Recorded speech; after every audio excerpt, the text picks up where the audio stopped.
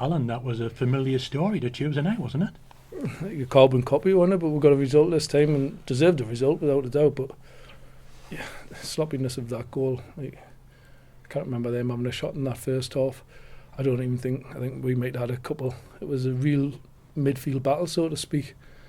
It was just disappointing because we lost for way when we lost a goal. We really did. They just went on the really negative. I think you could see confidence has sapped out the lads a little bit. And it's not for the want of us trying to put it back into them. And the big positive is that the reaction in the second half for me. The lads went out, had a real good go, changed it, brought Hayes on and had a massive positive impact. Probably should have won the game with a chance from Jack Lambert there, and that's it.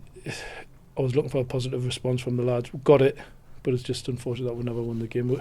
We give them the goal, that's a certainty, and apart from that, it was just seemed to be really nervous at set plays for some reason. It looked as though we'd gone back to that little soft underbelly had crept back in, and that's confidence for me. When I've looked at it, it's confidence, and I've said that to the lads because communication stops.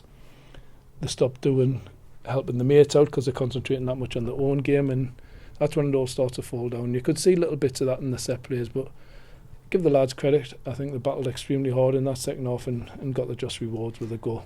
Yeah, Jake Lawler was in the right place at the right time, but the ball was in that 6-yard box. We put them under plenty of pressure in that spell. Yeah, that's it. We kept doing it because Paul, the manager, trying to slow the game down, constantly telling them to slow it down. But listen, it's frustrating we haven't won the game for me, because I think Jack has a great chance there. When Hayes has driven it across, I think he's got to put that in the net. And on another day, when we're on that run, them goals went in, and that's the thing. And the own goal that we conceded, that doesn't happen when you're on that run. So that's the swings and roundabouts you get with football. These things happen, it's how you deal with them.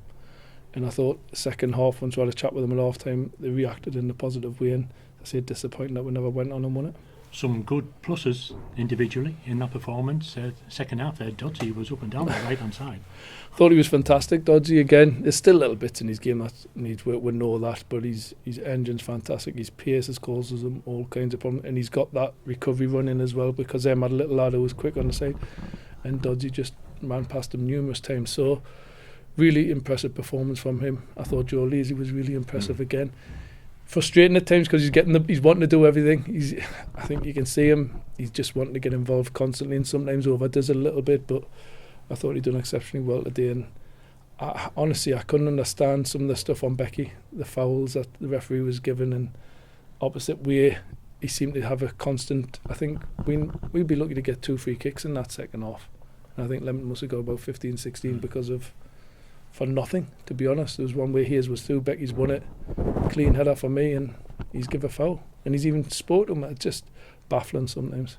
Going back to Joe Leasley, he's got an eye for a good ball behind the full-back, hasn't he, for Dodds to get onto? No, yeah, for anyone, he's left or right foot. I think you've seen in the first half there, he's putting some lovely balls in behind. We just weren't hungry enough to get on the end of them, and even in the second half there, he's picking the ball up, and he's got great diagonal switching the play. He's got a good under. You can see he's a level above. He's a really top quality footballer.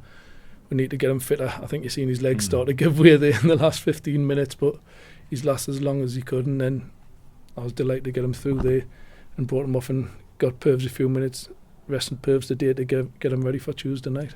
Yeah, Tuesday night, Telford, and I better know what your team talk is about on Tuesday night about our last visit. The horrific show at Telford.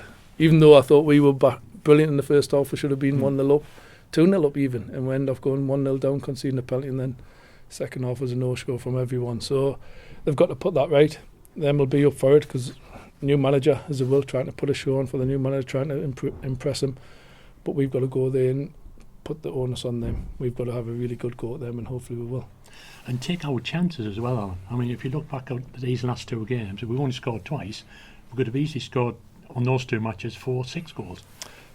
Definitely, and people will probably say, well, why we're not playing 4-4-2, but if you're still creating chances, you don't need to. And it's like we're playing the 4-3-3 formation today, and asking Kate to come in and Jack to come in to join in, or Joe, whoever's in that wide area, because them two interchanged, and it didn't work as much as I would have liked, because they're still staying too wide or coming too deep. They're not getting around Becky enough.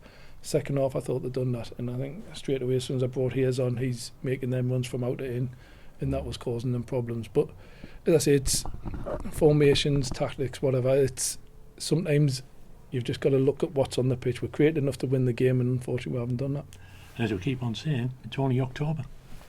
There's plenty of time. There's as I say, there's a long way. There's going to be a lot of different results. Like today, Kings Lynn getting beat.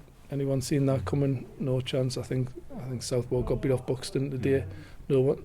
This league is, you've got no right to win games of football. You've got to go out and earn them. Every team is going to give you a real battle. So we need to match that first. It doesn't matter what quality you've got, you need to match that battle and win the battle. And 9 times out of 10 it's about winning the midfield battle if you look at it.